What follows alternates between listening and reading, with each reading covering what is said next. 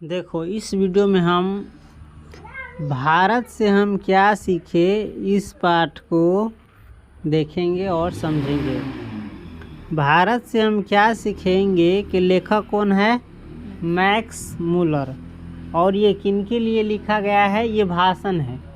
भारत में जो नए अंग्रेज अधिकारी आने वाले थे भारतीय सिविल परीक्षा के लिए, है ना, सिविल सेवा के लिए, उसके लिए ये लिखा है ना।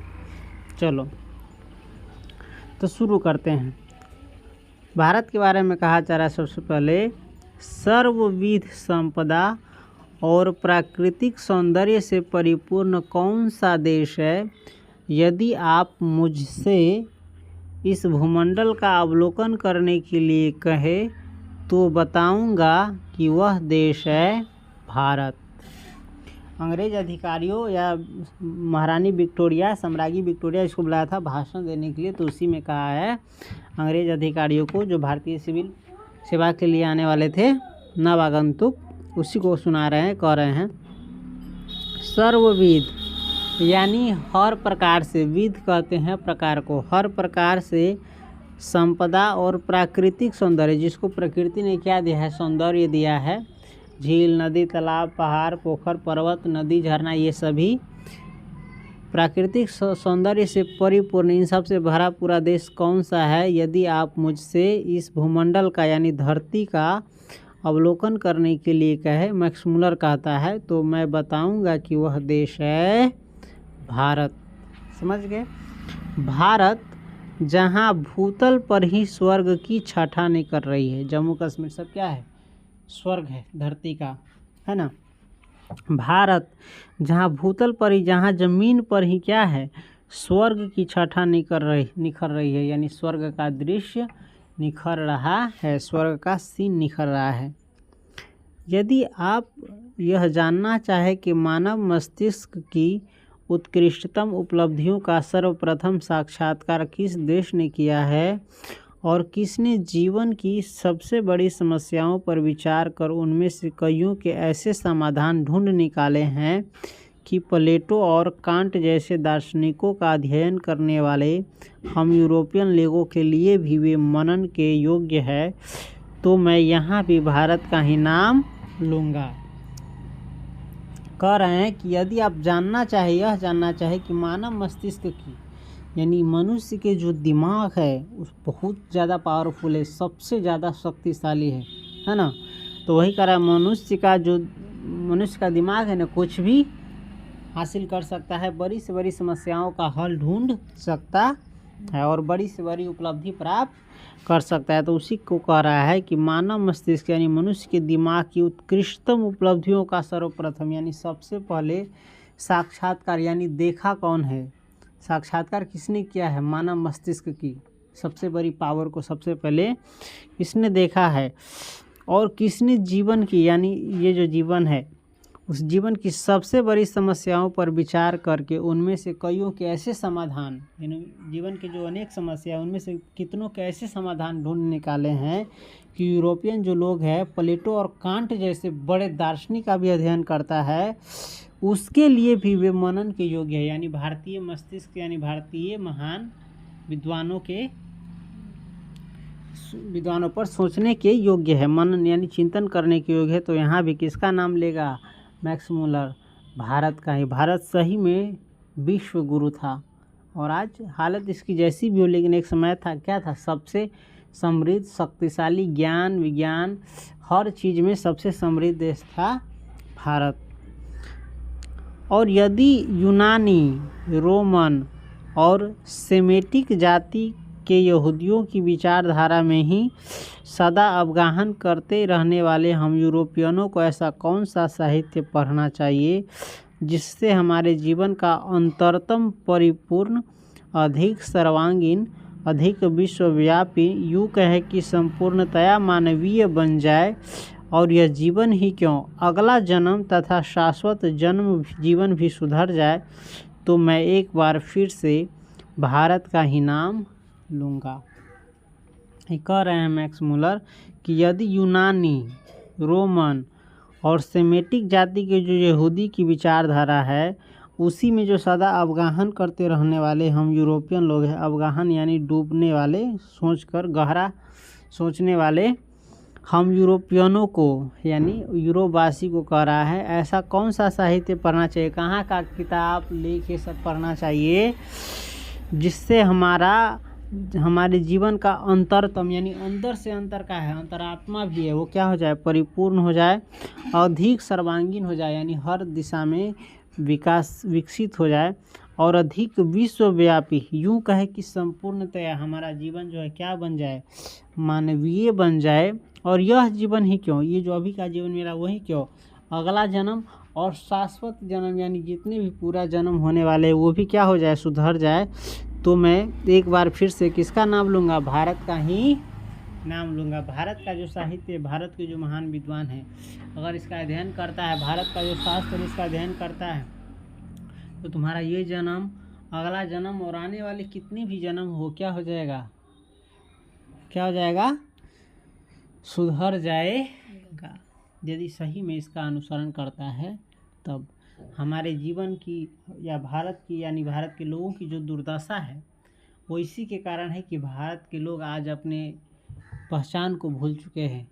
कैसा था ये, इस सब बात को क्या हो चुका है, भूल चुका है और अंधाधुंध अनुकरण किए जा रहा है पश्चिमी देशों का, या गलत खान पान, आचरण, रहन, बोली, व्यवहार, ये सब क्या है, गलत दिशा में जा रहा है, जिसके कारण आज देश की ये दुर्दशा है और देश के लोगों की, है ना।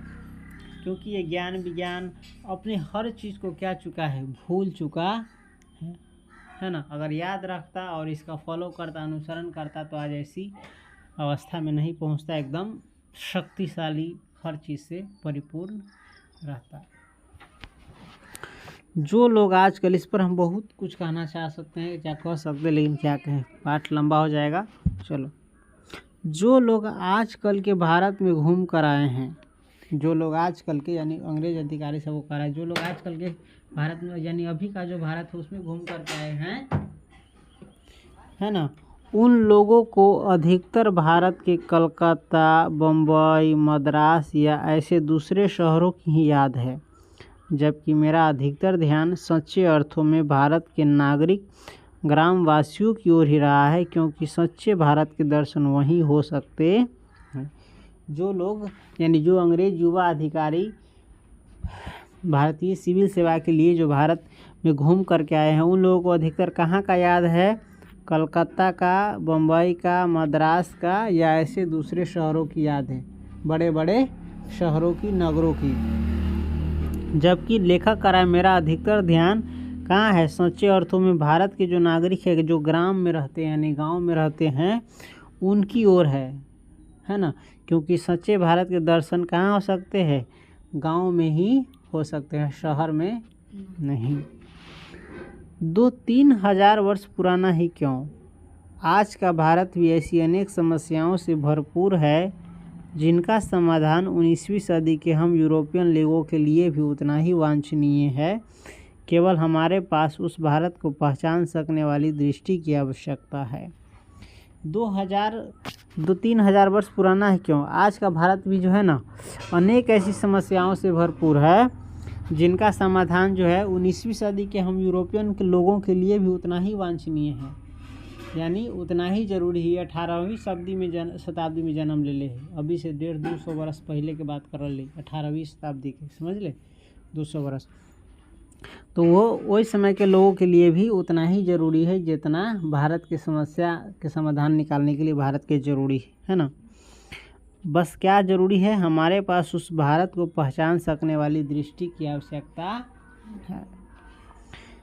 यदि आपकी अभिरुचि की पैठ किसी विशेष क्षेत्र में है, अभिरुचि की पैठ यानी इंटरेस्ट, मन लगना किसी काम में, उसको कहते हैं अभिरुचि की पैठ किसी विशेष क्षेत्र में है, जैसे साहित्य में, संसाधन में, पर्यटन में, चाहे कोनो भी चीज़ में रुचि हो, विज्ञान में, ज्ञान में, चाहे पुरातात्विक में, तो उसके विकास और पोषण के लिए आपको भारत में पर्याप्त अवसर मिलेगा। तो यदि तुम्हारी अभिरुचि चाहे इंटरेस्ट किसी विशेष क्षेत्र में, कोनो एगो क्षेत्र में है, तो उसके विकास और पोषण के लिए आपको भारत में क्या अवसर मिलेगा, पर्याप्त यानी काफ़ी अवसर मिलेगा। यदि आपने उन बड़ी बड़ी समस्याओं में रुचि ली हो जिनके बारे में अपने यहाँ के श्रेष्ठतम विचारक सोच विचार किया करते हैं, तो आपको अपने भारत प्रवास को ज्ञान विज्ञान के क्षेत्र से निर्वासन समझ लेने की कोई आवश्यकता नहीं। यदि आपने उन बड़ी बड़ी समस्याओं में रुचि ली हो जिनके बारे में अंग्रेज अधिकारी को कह रहा है, हम लोगों को नहीं कह रहा है, वहाँ भाषण दिया जा रहा है, वो दे रहे हैं। यदि आपने उन बड़ी बड़ी समस्याओं में रुचि ली हो जिनके बारे में अपने यहाँ यानी वहाँ अंग्रेज़ के चाहे यूरोपियन देश के श्रेष्ठतम जो विचारक है सोच विचार किया करते हैं, तो आपको अपने भारत प्रवास को यानी भारत में रहने को ज्ञान विज्ञान के क्षेत्र में निर्वासन यानी वहाँ पर आइए इसको समझ लेने की कोई आवश्यकता नहीं। भारत में रहेगा तो इस सब का क्या हो जाएगा, आपको जानकारी मिल जाएगी। यदि आप भू विज्ञान में रुचि रखते हैं, किस में रुचि रखते हैं, भू विज्ञान में यानी ज़मीन के गर्भ के बारे में,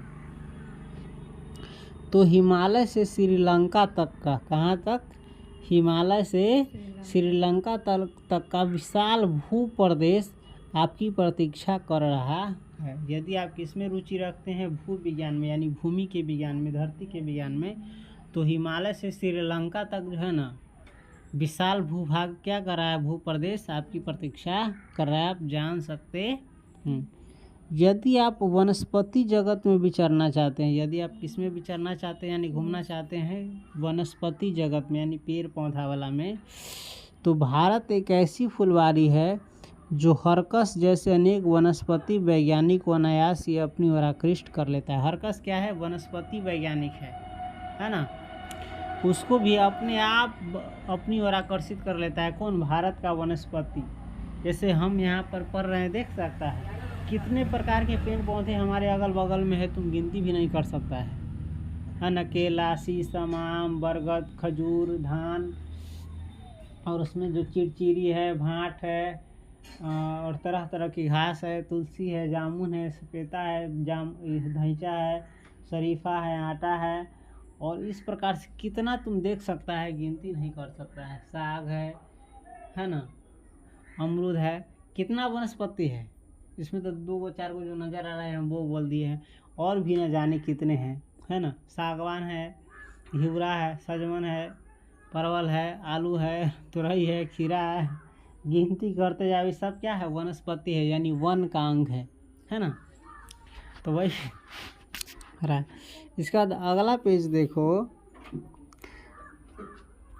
यदि आपकी रुचि यानी आपका मन जीव जंतुओं के अध्ययन में है, किसके अध्ययन में है, जीव जंतु यानी पृथ्वी पर जो जीव है, जंतु है, जंगली जानवर है, पशु पक्षी है ना, इसमें आपकी रुचि है, तो आपका ध्यान श्री हेकल की ओर अवश्य होगा, जो इन दिनों भारत के कांतारों की छानबीन के साथ ही भारतीय समुद्र तट से मोती भी बीन रहे हैं। समझ गया।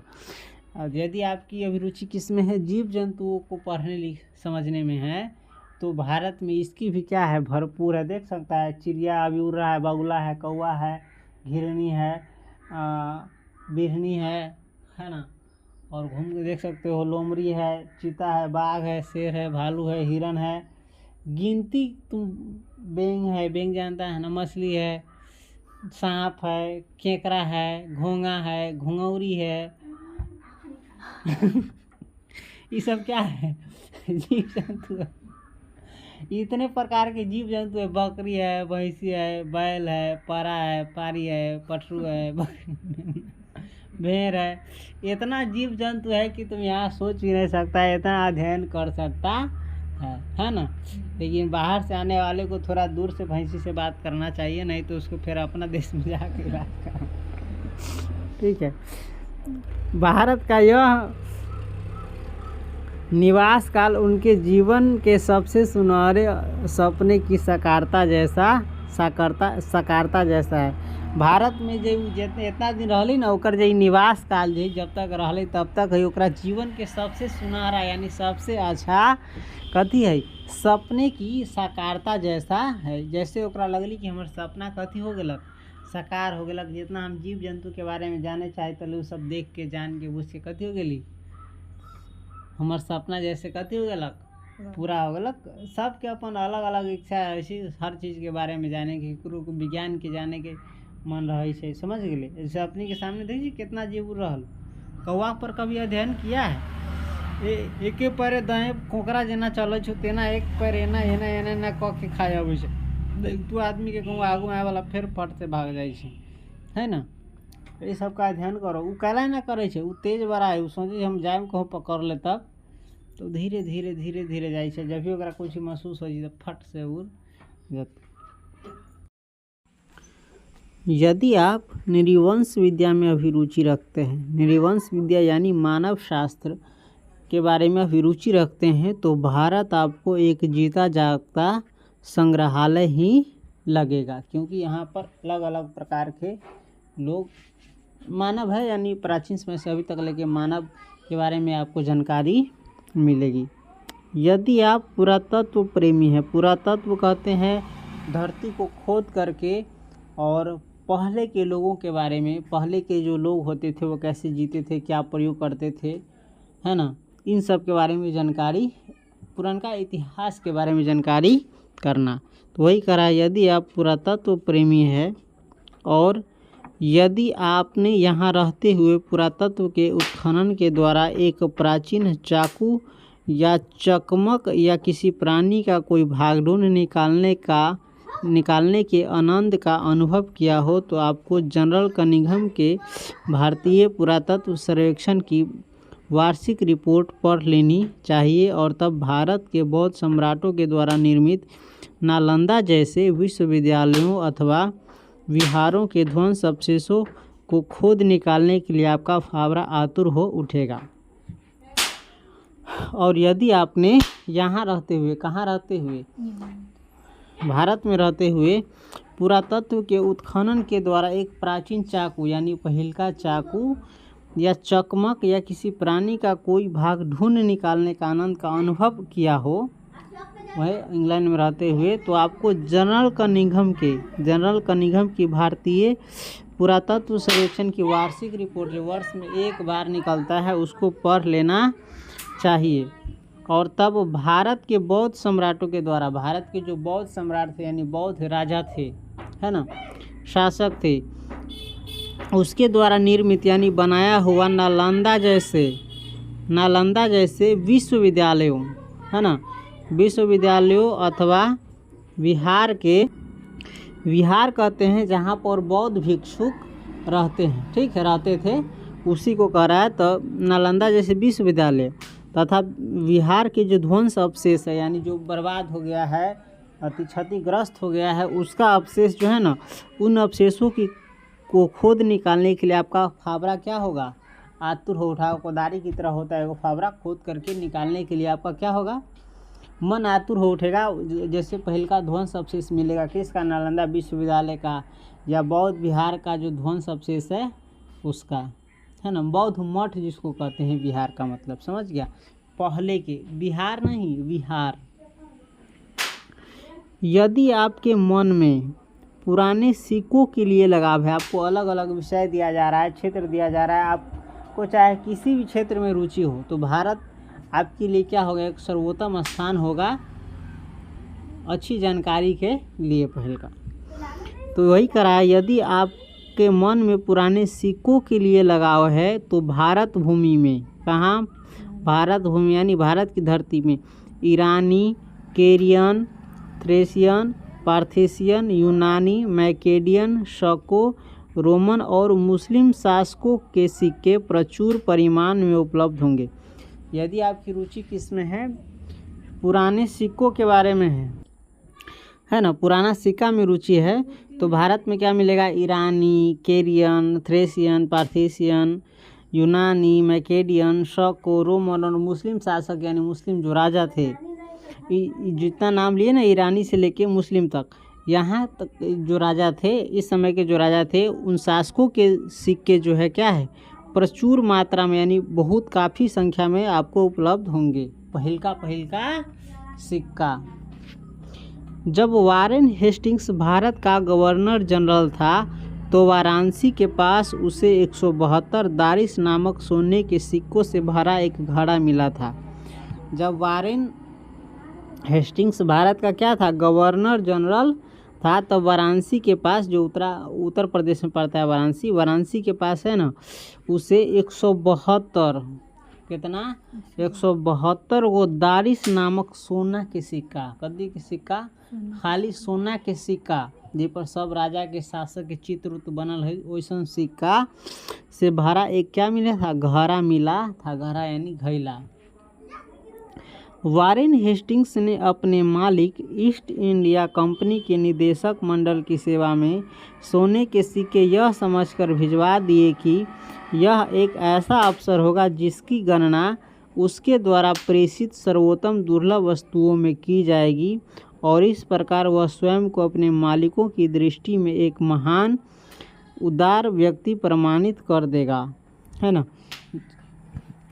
जब उसको एक घड़ा मिला 172 सोने के सिक्के का, तब वारेन हेस्टिंग्स ने, जो उसका मालिक था वारेन हेस्टिंग्स का, कौन सी, ईस्ट इंडिया कंपनी, उसके निदेशक मंडल की सेवा में सोने के सिक्के ये अपना मन में ई समझ के भिजवा दिलकै कि ई एगो ऐसन उपहार होतै जेकर गणना, जेकर गिनती जो है एकरा द्वारा भेजल गेल सर्वोत्तम यानी सबसे अच्छा, सबसे उत्तम दुर्लभ वस्तुओं में की जाएगी, और इस प्रकार वो अपना आप के, अपना मालिक के नज़र में, दृष्टि में एक महान उदार व्यक्ति प्रमाणित कर देगा, यानी साबित कर देगा कि वो एक बहुत अच्छा आदमी है, मालिक के प्रति वफादार है, समझ गया, उदार है।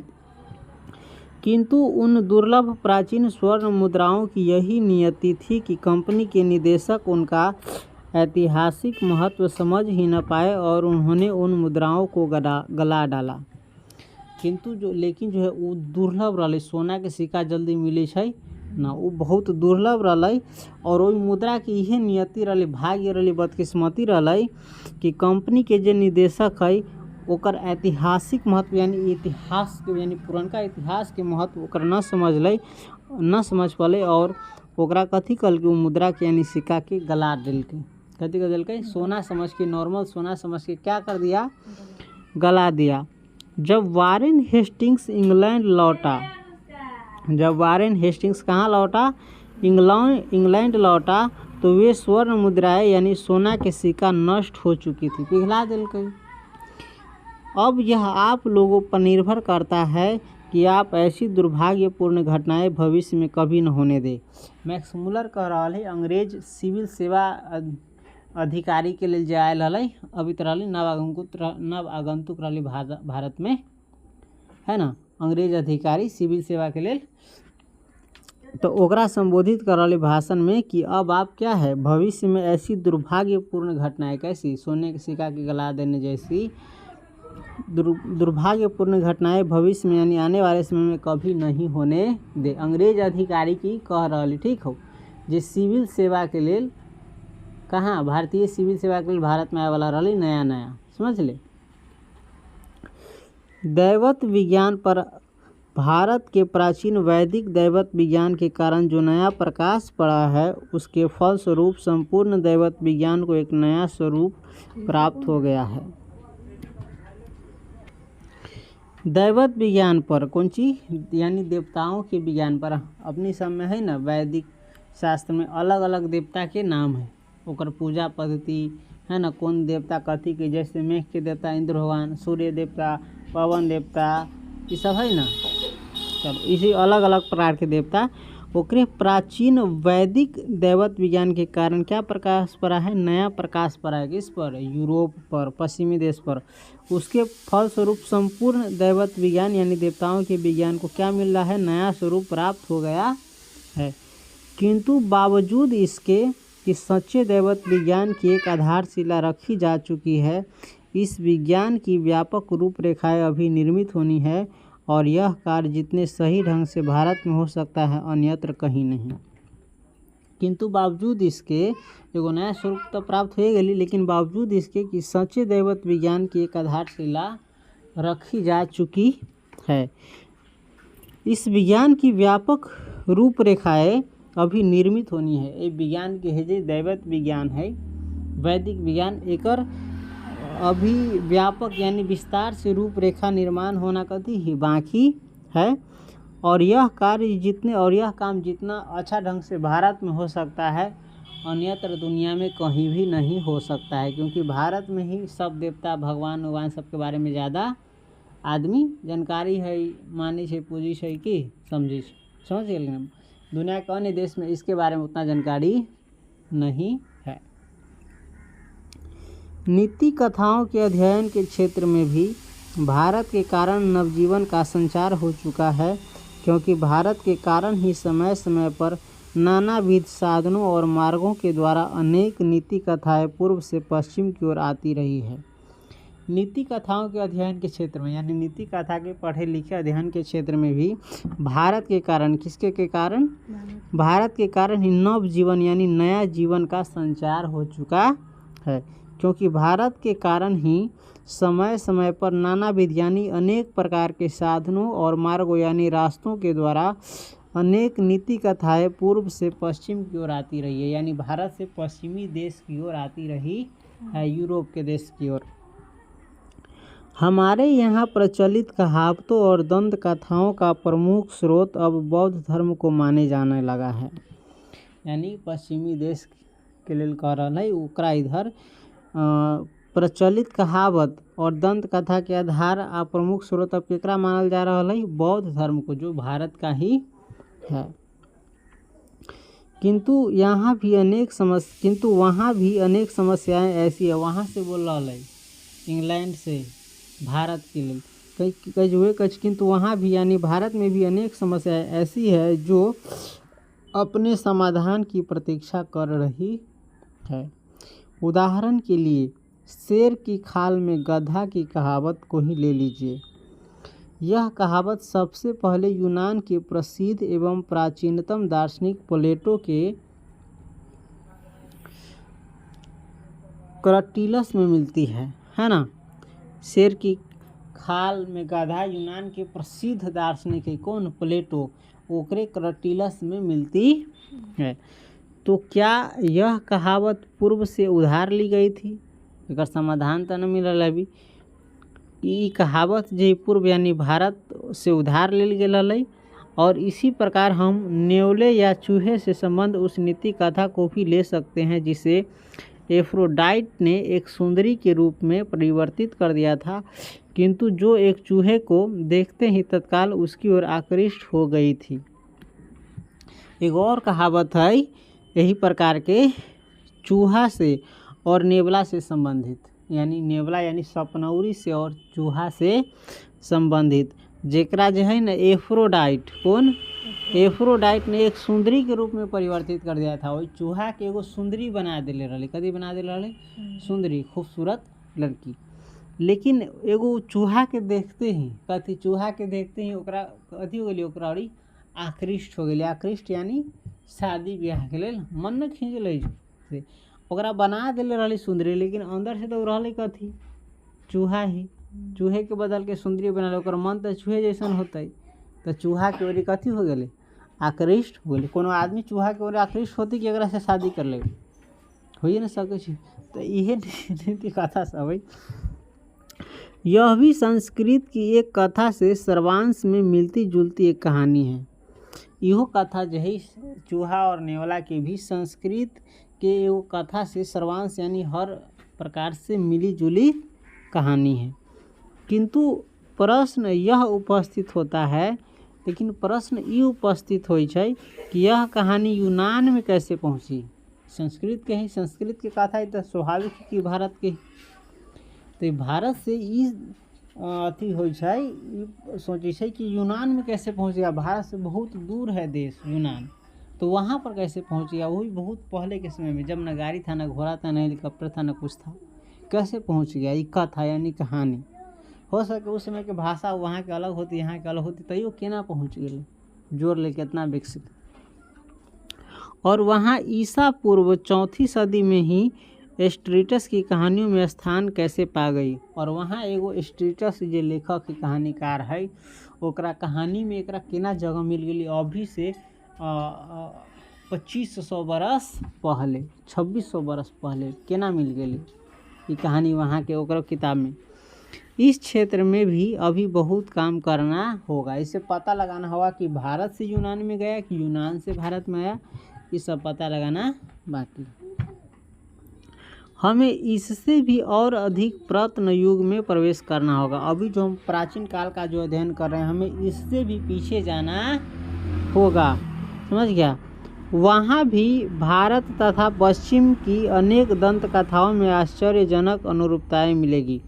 और वहाँ भी, कहाँ भी, यूनान सब में भी भारत तथा पश्चिम के जो देश है ओकरा अनेक दंत कथाओं यानी प्रचलित कथाओं, लोक कथाओं में आश्चर्यजनक अनुरूपता, एक जैसी अनुरूपता मिलेगी। यद्यपि अभी यह निश्चित रूप से नहीं कहा जा सकता कि ये दंत कथाएँ पूर्व से पश्चिम को अथवा पश्चिम से पूर्व को गई, तथापि यह असंदिग्ध रूप से प्रमाणित हो चुका है कि सोलोमन के समय में ही भारत, सीरिया और फिलिस्तीन के मध्य आवागमन के साधन उपलब्ध हो चुके थे। यह निश्चित रूप से नहीं कहा जा सकता कि ये जो दंत कथाएँ है पूर्व से पश्चिम को गई, यानी भारत से पश्चिमी देश में गया या पश्चिमी देश से भारत में आया, ये कहा नहीं जा सकता। लेकिन ये जो है कोई बात विवाद नहीं, असंदिग्ध रूप से साबित हो गया है कि सोलोमन के समय में ही भारत, सीरिया और फिलिस्तीन के मध्य जो है ये सब देश है आवागमन के साधन सुलभ हो चुके थे, यानी इस सब देश के बीच आवे जाए की सुविधा आसान अति सुलभ यानी प्राप्त हो गेल रहलै। कुछ संस्कृत शब्दों के आधार पर मैं इस निष्कर्ष पर पहुंचता हूं कि हाथी दांत, बंदर, मोर और चंदन आदि जिन वस्तुओं के ओफिर से निर्यात की बात बाइबल में कही गई है, वे वस्तुएं भारत के सिवा किसी अन्य देश से नहीं लाई जा सकती।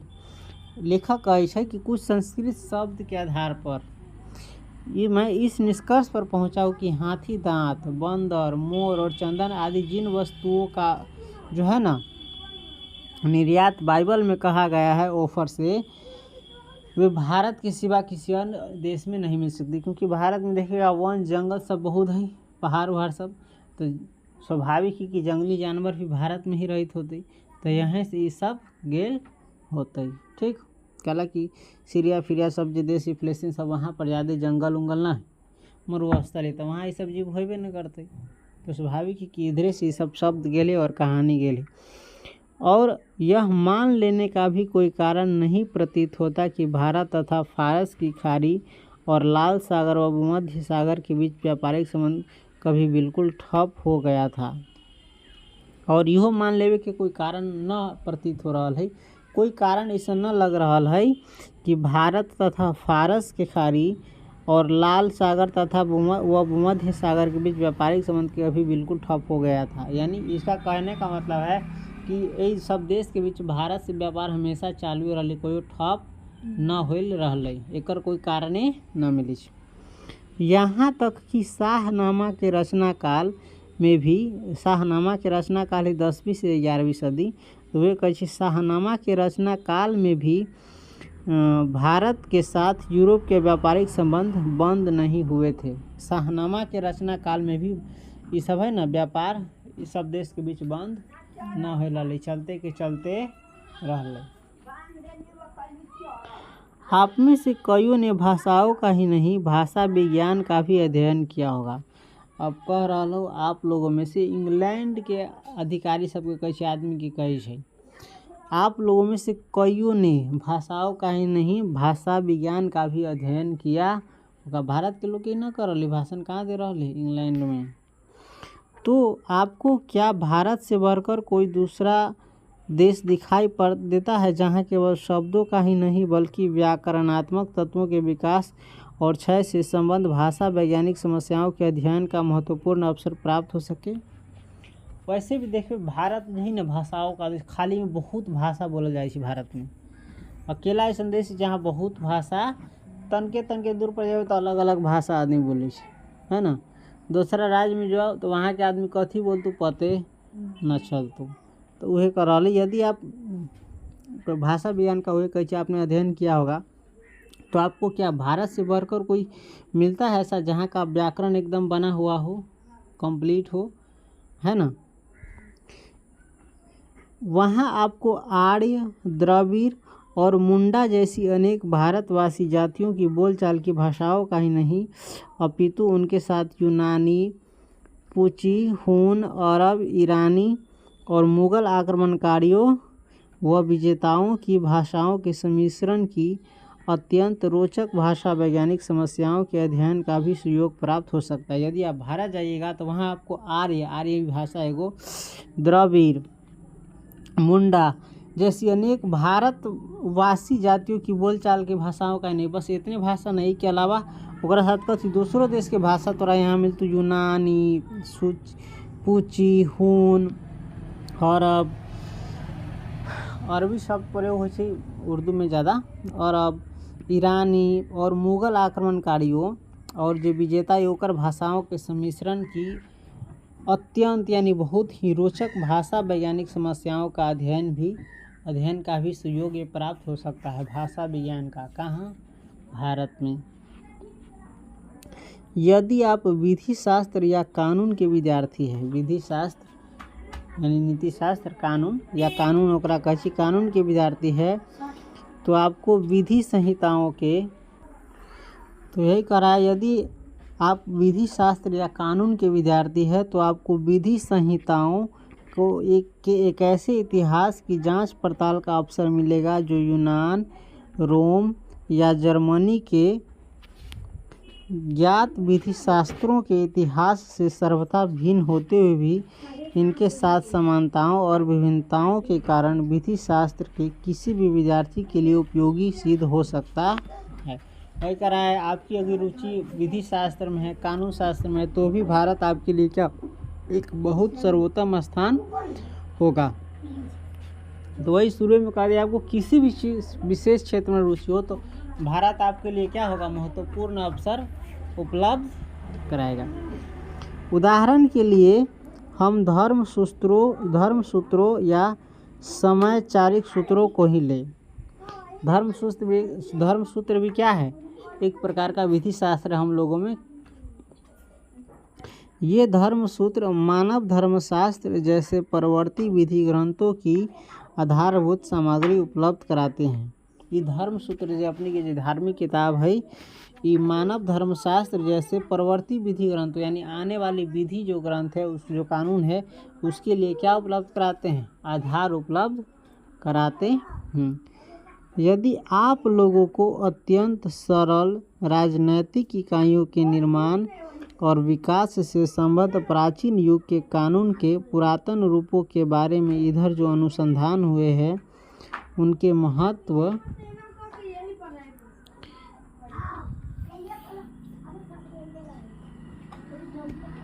वैशिष्ट को परख सकने की क्षमता प्राप्त करनी है तो आपको इसके लिए आज भारत की ग्राम पंचायतों के रूप में इसके प्रत्यक्ष दर्शन का सहयोग अनायास ही मिल जाएगा। भारत में प्राचीन स्थानीय शासन प्रणाली और पंचायत प्रथा को समझने समझाने का बहुत बड़ा क्षेत्र विद्यमान है। भारत में जो विधि शास्त्र है, कानून शास्त्र है, भारत में पहले क्या होता था, स्थानीय शासन प्रणाली थी।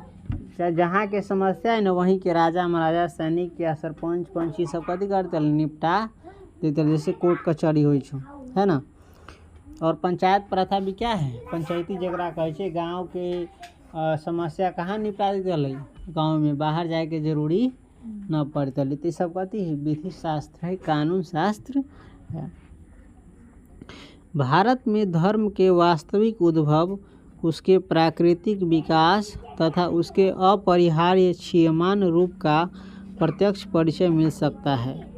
भारत ब्राह्मण या वैदिक धर्म की भूमि है, बौद्ध धर्म की यह जन्मभूमि है, पारसियों के जरथुस्त्र धर्म की यह शरणस्थली है। आज भी यहाँ नित्य नए मतांतर प्रकट व विकसित होते रहते हैं। वही समय भी नया मतांतर यानी धर्म कथी तरह प्रकट हो रहले। भारत में आप अपने आप को सर्वत्र अत्यंत प्राचीन और सुदूर भविष्य के बीच खड़े पाएंगे। वहाँ आपको ऐसे सुअवसर भी मिलेंगे जो किसी पुरातन विश्व में ही सुलभ हो सकते हैं। आप आज की किसी भी ज्वलंत समस्या को ले लीजिए, वह समस्या चाहे लोकप्रिय शिक्षा से संबद्ध हो या उच्च शिक्षा से, चाहे संसद में प्रतिनिधित्व की बात हो अथवा कानून बनाने की बात हो, चाहे प्रवास संबंधी कानून हो यानी बाहर आए वाला दूसरा राज्य या देश में जाए वाला कानून, अथवा अन्य कोई कानूनी मसला, सीखने या सिखाने योग्य कोई बातें क्यों न हो, भारत के रूप में आपको ऐसी प्रयोगशाला मिलेगी जैसी विश्व में अन्यत्र कहीं नहीं मिल सकती। समझिए, अभी समझते जाना अपने से, नहीं तो चैप्टर बहुत लंबा हो रहा है और मच्छर भी काट रहा है। संस्कृत भाषा के द्वारा आपको चिंतन की ऐसी गंभीर धारा में अवगाहन का अवसर मिलेगा जो अभी तक आपके लिए अज्ञात थी। किस भाषा के द्वारा? संस्कृत भाषा के द्वारा आपको चिंतन मनन यानी सोचने विचारने की ऐसी गंभीर धारा में अवगाहन यानी डूबने का अवसर मिलेगा जो अभी तक आपके लिए क्या थी? अज्ञात थी। किसको कह रहा है? अंग्रेज अधिकारी को, दूसरे देश को समझा रहा है भारत क्या है क्या था। यहाँ आपको मानव हृदय की गहनतम सहानुभूति और सदाशयता को जगाने वाला पाठ भी प्रचुर परिमाण में पढ़ने को मिल सकते हैं। यहाँ आपको मानव हृदय की गहनतम सहानुभूति, मानव के हृदय में सहानुभूति रही है एक दूसरे के दुख में, वही सब के बारे में कह रहा है। दूसरा देश में ना कोई फर्क न पड़ता। मानव मस्तिष्क के इतिहास के उस अध्ययन में, या यूँ कहें कि हमारे अपने स्वरूप के अध्ययन में, अपने सच्चे आत्मरूप की पहचान में भारत का स्थान किसी भी देश के बाद दूसरे नंबर पर नहीं रखा जा सकता। इस सब के मामले में भारत का स्थान है ना, किसी दूसरे देश के बाद नहीं रखा जा सकता। सबसे पहले स्थान आएगा तो किसका आएगा? भारत का आएगा। समझा? एगो बात कहे चाहे चुई में मिठाई जिलेबी न मिलत हो तनको आ नहीं में अक बक तोरा कुछ समझ में अबित हो। कहला कि पाठ बहुत सोचबे विचारबे समझबे तब तोरा जानकारी में आतो। कहला कि में मन न लगत हो तू, कहानी ऐसा न है खोखा जैसन जेमे 2 गो दांत तोड़ दै छै, तेमें हो सके बहुत कुछ ना समझत होबे, 10 बारी समझ पढ़बे तो हल्का सा में समझ में आतो। हम पढ़ी छी तो समझी छी, लेकिन कतेक समझाओ। एगो पाठ करे में 1 सप्ताह तबियत खराब रही बोलते बोलते। मानव मस्तिष्क की चाहे किसी भी क्षेत्र में आप अपने विशिष्ट अध्ययन का विषय क्यों न बना ले, चाहे वह भाषा का क्षेत्र हो या धर्म का, दैवत विज्ञान का हो या दर्शन का, चाहे विधि शास्त्र या कानून का हो अथवा रीति रिवाजों और परंपराओं का, प्राचीन कला या शिल्प का हो अथवा पुरातन विज्ञान का, इनमें से प्रत्येक क्षेत्र में विचरण करने के लिए भले ही आप चाहे या ना चाहे आपको भारत की शरण लेनी ही होगी, क्योंकि मानव इतिहास से संबद्ध अत्यंत बहुमूल्य और अत्यंत उपादेय प्रामाणिक सामग्री का एक बहुत बड़ा भाग भारत और केवल भारत में ही संचित है। इस प्रकार से आपको कह रहा है कि आपका इंटरेस्ट चाहे किसी भी चीज़ में हो, चाहे कोई भी विषय तो अपना मन में कला न बना ले, चाहे भाषा का क्षेत्र हो या धर्म का क्षेत्र हो, चाहे दैवत विज्ञान का हो, चाहे दर्शन का हो या विधि यानी कानून का हो, या रीति रिवाज का हो या परंपरा का हो, या प्राचीन कला या शिल्प का हो अथवा पुरातन विज्ञान का हो, घर उन भवन उन बनाने संबंधी को शिल्प कहते हैं। इनमें से प्रत्येक क्षेत्र में विचरण करने के लिए आपको सबसे अच्छा स्थान क्या मिलेगा? भारत, और भारत की शरण लेनी पड़ेगी, दूसरा कहीं भी नहीं। समझ गया? यदि आप भारत के इतिहास के किसी एक अध्याय का भी सम्यक अध्ययन, व्याख्या, विवेचन कर ले तो आप पाएंगे कि हमारे स्कूलों और कॉलेजों में पढ़ाए जाने वाले इतिहासों के सब अध्याय मिलकर एक क्षण के लिए भी उसकी बराबरी नहीं कर सकते। मैक्समुलर जी कह रहे हैं यहाँ अंग्रेज अधिकारियों को और पश्चिमी यूरोप वासियों को, यानी पश्चिमी देश के वासियों को, यदि आप भारत के इतिहास के किसी भी एक अध्याय का सम्यक अध्ययन यानी पूरे अच्छी तरह से अध्ययन, व्याख्या, विवेचन कर ले तो आप पाएंगे कि हमारे स्कूलों और कॉलेजों में, यानी पश्चिमी देशों के स्कूलों और कॉलेजों में पढ़ाए जाने वाले इतिहासों के सब अध्याय मिलकर एक क्षण के लिए भी उसकी बराबरी नहीं कर सकता। मैं अभी आज के भारतीय साहित्य की चर्चा करना नहीं चाहूँगा। मैक्स मुलर जी कह रहा है कि मैं अभी उस भाषण में आज के जो भारतीय साहित्य है उसकी चर्चा नहीं करना चाहूँगा, किंतु भारत की उस अत्यधिक प्राचीन यानी बहुत पुराना भाषा की चर्चा करूँगा जिसका नाम है संस्कृत। बहुत पुरानी भाषा की चर्चा करूँगा जिसका नाम है संस्कृत। अब आप पूछेंगे कि संस्कृत में ऐसी क्या बात है जिसके कारण हम उस पर इतना ध्यान दें तथा ऐतिहासिक दृष्टिकोण से संस्कृत सर्व अतिशय क्यों है।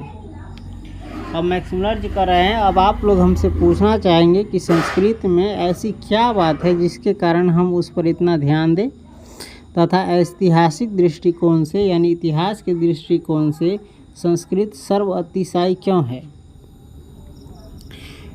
तो मैक्स मुलर जी अब जवाब दे रहे हैं, कह रहे हैं संस्कृत की सबसे पहली विशेषता है उसकी प्राचीनता।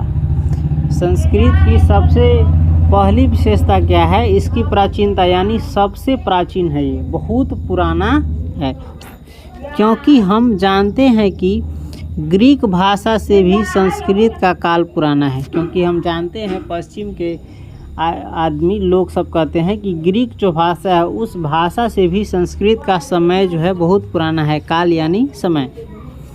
जिस रूप में आज हम तक पहुंची है, जिस रूप में आज यह हम तक पहुंची है उसमें भी अत्यंत प्राचीन तत्व भली भांति सुरक्षित है।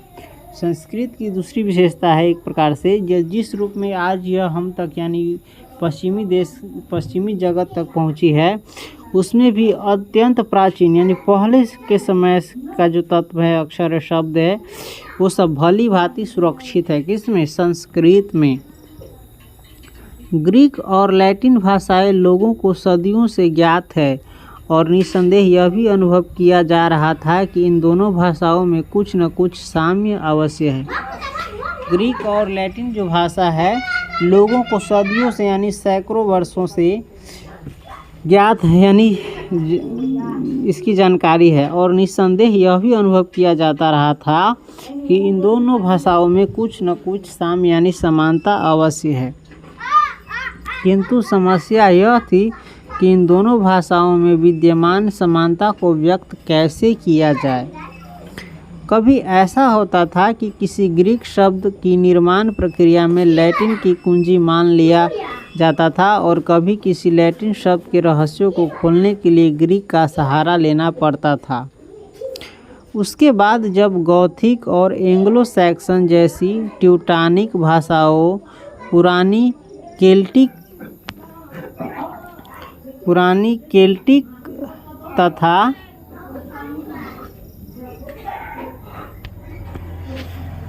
तथा स्लाव भाषाओं का भी अध्ययन किया जाने लगा तो इन भाषाओं में किसी न किसी प्रकार का पारिवारिक संबंध स्वीकार करना ही पड़ा।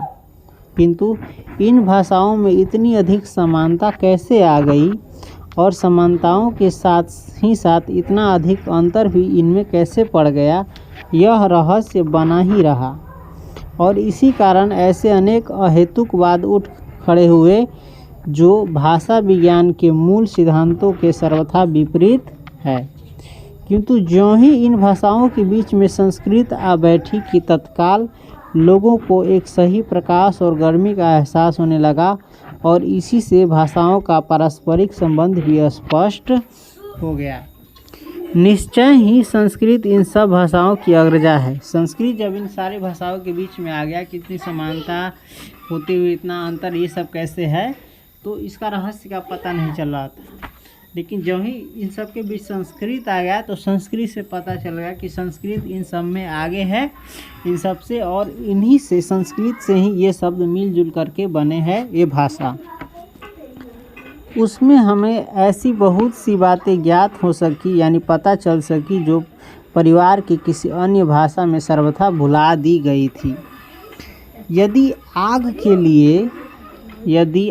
के लिए संस्कृत का अग्नि और लैटिन का इग्निस एक ही शब्द मिल जाता है तो हमें भ्रांति रूप से इस निष्कर्ष पर पहुंच जाते हैं कि एक दूसरे से अविभक्त आर्यों को अग्नि का ज्ञान हो चुका था। साथ ही लिथुआनियन, उग्निश और स्कोटिक भाषा के इंग्लिश शब्द यह दर्शाते हैं कि स्लाव या ट्यूटानिक भाषाएं भी इस शब्द से परिचित थी, भले ही वहाँ कालांतर में अग्नि के लिए दूसरे शब्द भी क्यों न गढ़ लिए गए हो। दूसरी वस्तुओं के समान शब्द भी मर मिट जाते हैं। जिस प्रकार दूसरे जो चीज़ है, इंसान है, पशु है, पक्षी है, जीव है, जंतु है, पेड़ है, पौधा है, ये सब मर मिट जाते हैं। और यह बता पाना सरल नहीं है कि कोई शब्द किसी एक भूभाग में क्यों और कैसे पनपता रहता है, जबकि दूसरे क्षेत्र में वही शब्द मुरझाकर सर्वथा लुप्त हो जाता है। ये बता पाना मुश्किल है कि किसी जगह विशेष पर कोई शब्द फलता फूलता रहता है, लेकिन दूसरे जगह पर वही शब्द सर्वथा क्या हो चुका रहता है, लुप्त हो चुका रहता है। वो कल्पना कीजिए कि यदि हम यह जानना चाहें कि आर्य लोग अनेक शाखाओं में विभक्त होने से पूर्व चूहे के बारे में जानते थे या नहीं, तो हमें आर्य भाषाओं के शब्दकोश देखने पड़ेंगे। वहाँ हम पाएंगे कि संस्कृत में इसे मूषः, ग्रीक में मूस, लैटिन में मूस, पुरानी स्लावोनिक में माइस और पुरानी उच्च जर्मन में मूस कहते हैं। इससे हम निष्कर्ष पर पहुंच सकते हैं कि उस प्राचीन युग में, जिसकी काल गणना हम अपने नहीं अपितु भारत के तिथि क्रम के आधार पर ही कर सकते हैं, चूहा ज्ञात था और उसका मूस नाम भी रख दिया गया था ताकि किसी अन्य कीट पतंग के साथ इसकी पहचान में कोई घपला न हो जाए। इस प्रकार पुराने पत्थरों या कांच के टुकड़ों को जोड़ जोड़ कर बनाए गए पच्चीकारी के चित्र की भांति आर्यों के विभाजन के पूर्व की सभ्यता व सांस्कृतिक अवस्था का कुछ कमोबेश परिपूर्ण चित्र बनाया जा सकता है और बनाया जा चुका है। इतना ही क्यों, भारत व यूनान, इटली और जर्मनी में बिखरे पड़े अवशेषों के आधार पर आर्यों की जिस मूल भाषा का ढांचा खड़ा किया गया है, वह भी उन लोगों की अत्यंत दीर्घकालीन चिंतन प्रक्रिया की ही उपलब्धि थी। अब आप ही अंदाज़ा लगाइए कि संस्कृत, ग्रीक और लैटिन, इन तीनों भाषाओं के एक सामान्य मूल उद्गम स्रोत तक पहुंचने के लिए हमें कितना पीछे हटना होगा। इस प्रकार हम उस सम्मिलन स्थल पर पहुंच जाएंगे जहां से हिंदू, ग्रीक, यूनानी आदि शक्तिशाली जातियां एक दूसरी से पृथक हुई थी, और यह भी कि उस सुदूर अतीत में भी वह हमारी आदि आर्य भाषा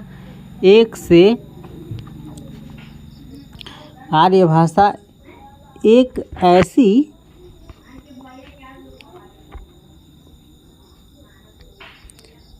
ऐसी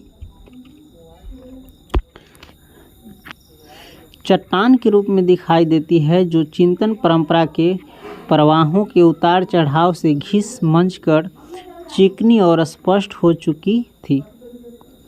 हमें उस भाषा में प्रकृति और प्रत्यय के योग से बनी हुई अस्मि, ग्रीक एस्मी जैसी यौगिक क्रियाएं मिलती है। मैं हूँ जैसे भाव को व्यक्त करने के लिए भला किन्हीं दूसरी भाषाओं में अस्मि जैसा शुद्ध और उपयुक्त शब्द कहाँ मिल पाएगा। संस्कृत में एक शब्द अस्मि, अस्मि का अर्थ होता है मैं हूँ। इस मैं हूँ का भाव व्यक्त करने के लिए भला दूसरी भाषाओं में अस्मि जैसा शुद्ध और उपयुक्त शब्द कहाँ मिल पाएगा, मिलेगा नहीं मिलेगा। उन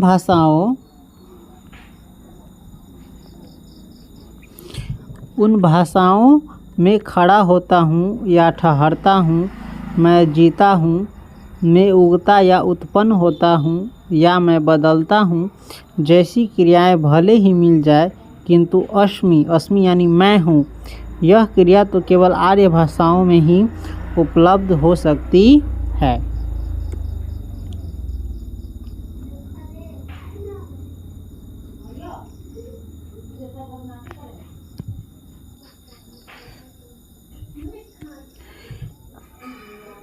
मैं इसे ही वास्तविक अर्थों में इतिहास मानता हूँ और यह एक ऐसा इतिहास है जो राज्यों के दुराचारों और अनेक जातियों की क्रूरताओं की अपेक्षा कहीं अधिक ज्ञातव्य और पठनीय है। एक भाषा बोलना एक माँ के दूध पीने से भी यानी माँ के स्तन से दूध पीने से भी बढ़कर एकात्मकता का परिचायक है। एक भाषा बोलना एक माँ के दूध पीने से भी बढ़कर क्या है, एकात्मकता का परिचायक है।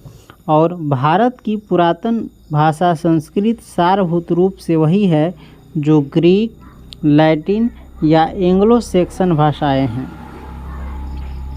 यह एक ऐसा पाठ है जिसे हम भारतीय भाषा और साहित्य के अध्ययन के बिना न पढ़ पाते, और भारत यदि हमें एक ही पाठ के सिवा और कुछ न पढ़ा पाता तो भी हम इससे इतना कुछ सीख जाते जितना दूसरी कोई भी भाषा हमें न सिखा पाती। संस्कृत भाषा और उसका साहित्य, याद रहे कि यह साहित्य 3000 से भी अधिक लंबे काल तक फैला हुआ है। संस्कृत भाषा और इसका जो साहित्य है 3000 से भी अधिक लंबे समय तक फैला हुआ है और यूनान व रोम के संपूर्ण साहित्य से भी कहीं अधिक विशाल है। संस्कृत जो है यूनान और रोम के जो संपूर्ण साहित्य है, पूरा साहित्य, उससे भी कहीं अधिक क्या है, विशाल है। मुझे उस एक दिन की भी याद है जब इतनी गर्मी थी कि किसी काम में मन नहीं लग रहा था। तभी एक शांत कक्षा में हमारे एक मास्टर डॉक्टर क्ली ने बताया कि भारत में एक ऐसी भाषा बोली जाती थी जो ग्रीक और लैटिन के ही क्यों, जर्मन और रूसी के भी सर्वथा समान थी। यह सुनकर पहले तो हम लोगों ने सोचा कि मास्टर साहब शायद आज हल्के फुल्के मूड में है और कुछ मजाकिया बातें कर रहे हैं, किंतु मास्टर साहब ने तो तत्काल संस्कृत, ग्रीक और लैटिन के संख्यावाचक शब्द, सर्वनाम और समान धातु रूप श्यामपट्ट पर लिख दिखाए। अब तो हमारे सामने ऐसे तथ्य उपस्थित थे जिनके आगे नतमस्तक होना ही पड़ा। भारत के बारे में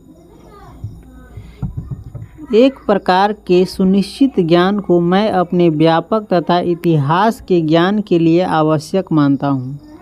भारत के साथ हमारे परिचय के फलस्वरूप आज यूरोप वासियों की धारणाएं बदल चुकी है और बहुत विस्तृत हो गई है।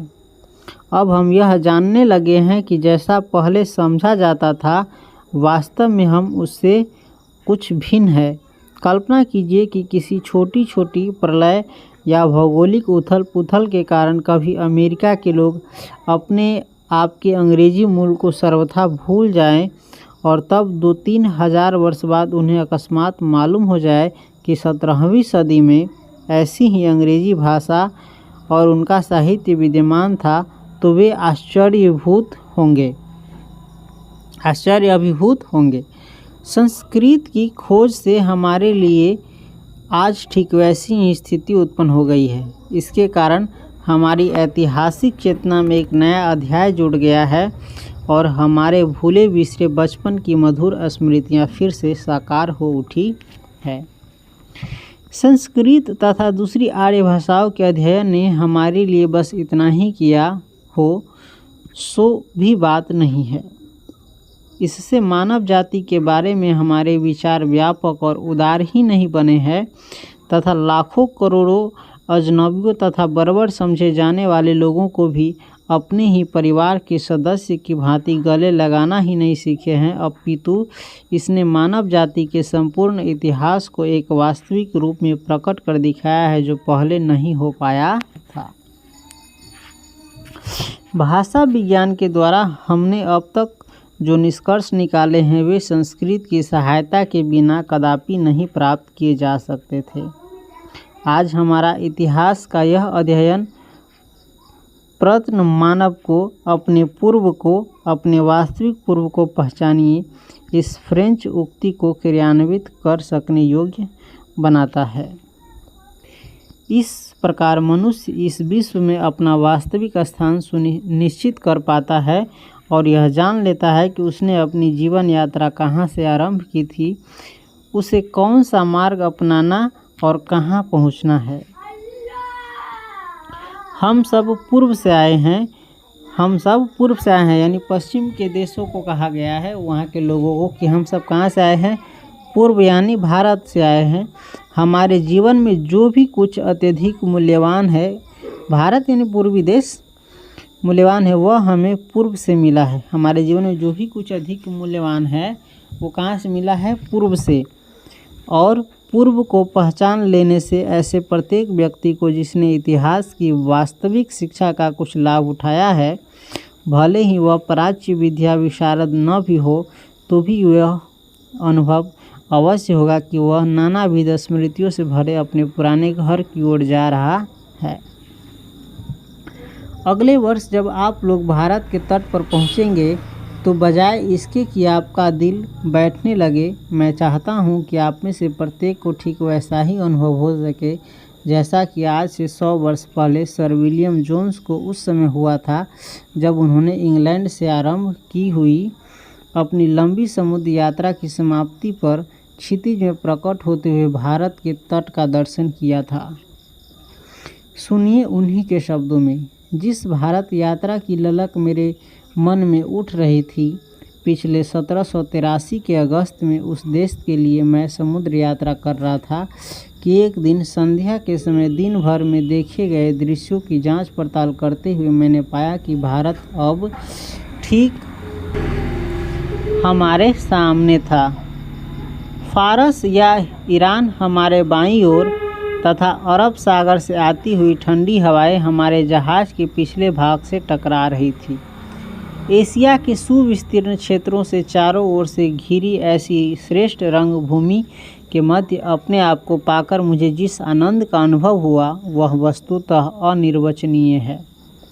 एशिया की यह भूमि नानाविध ज्ञान विज्ञान की धात्री, आनंददायक ललित तथा उपयोगी कलाओं की जननी, एक से एक बढ़कर शानदार कार्यकलापों की दृश्य भूमि, मानव प्रतिभा के उत्पादन के लिए अत्यंत उर्वर क्षेत्र यानी उपजाऊ क्षेत्र तथा धर्म, राज्य, सरकारों, कानून या विधि संहिता, रीति रिवाज, परंपराओं, भाषा, लोगों के रंग रूप और आकार प्रकार आदि की दृष्टि से अपनी अत्यधिक विविधता के कारण सदा से सर्वत्र सम्मान की दृष्टि से देखी जाती रही है। यह सब भारत के बारे में कहा जा रहा है। मैं यह कहे बिना नहीं रह सका कि कितना अधिक विशाल और महत्वपूर्ण क्षेत्र अभी तक अनदेखा ही रह गया है और कितने बड़े व ठोस लाभ अभी तक प्राप्त नहीं किए जा सके हैं। भारत को सर विलियम जोन्स जैसे अभी न जाने कितनी स्वप्नदर्शियों की आवश्यकता है। यानी भारत को सर विलियम जोन्स जैसे अभी न जाने कितने स्वप्नदर्शियों यानी देखने वाले की आवश्यकता है।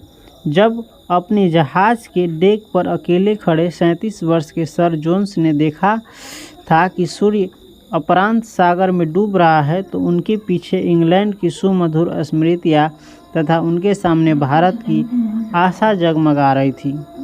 उन्होंने ईरान तथा उसके प्राचीन सम्राट मानो प्रत्यक्ष रूप में उपस्थित लग रहे थे। अरब सागर की शीतल मंद समीर के झोंके उन्हें झुला रहे थे। ऐसे स्वप्नदर्शी ही यह समझ सकते हैं कि अपने स्वप्नों को साकार, अपनी कल्पनाओं को वास्तविकता में परिणत कैसे किया जा सकता है। और जो बात यह स्थिति आज से 100 वर्ष पहले थी, आज भी वैसी ही है, या यूँ कहें कि आज भी वैसी ही हो सकती है। यदि आप लोग चाहें तो भारत के बारे में वैसे ही सुनहरे सपने देख सकते हैं और भारत पहुंचने के बाद एक से बढ़कर एक शानदार काम भी कर सकते हैं। आप लोग विश्वास रखें कि यद्यपि सर विलियम जोन्स ने कलकत्ता पहुंचने के बाद से अब तक प्राच्य देशों के इतिहास और साहित्य के क्षेत्र में एक से बढ़कर एक शानदार बड़ी अनेक विजय प्राप्त की है, तथापि किसी भी नए सिकंदर को यह सोचकर निराश नहीं हो जाना चाहिए कि गंगा और सिंध के पुराने मैदानों में अब उसके लिए विजय करने को कुछ भी शेष नहीं रहा। तो इस प्रकार आपने भारत से क्या सीखे पाठ का अध्ययन किया। इसमें पश्चिमी देशों को संबोधित कर रहे हैं भाषण के द्वारा मैक्स मुलर जी, कि भारत के बारे में बता रहे हैं कि भारत विश्व की जो सभ्यता है, विश्व के जो लोग हैं वो भारत से बहुत कुछ सीखती आई है। और आपकी अगर रुचि किसी भी क्षेत्र में है तो भारत आपके लिए क्या है, भारत से बढ़कर अच्छा और कोई जगह आपको नहीं मिल सकता। तो इस पाठ को यहीं अंत करते हैं। उम्मीद करते हैं कि आपको यह पाठ अच्छा लगा होगा। क्योंकि यह पाठ लंबा है, फिर भी पाठ्यक्रम में और भारत की जो विशाल क्षमता है, ज्ञान विज्ञान का क्षेत्र और भारत जो वैभवशाली है, इसके बारे में यह चैप्टर क्या है, अच्छे से बखान करता है। उम्मीद करते हैं आपको ये वीडियो अच्छा लगा होगा। मिलते हैं फिर अगले वीडियो में, तब तक के लिए धन्यवाद।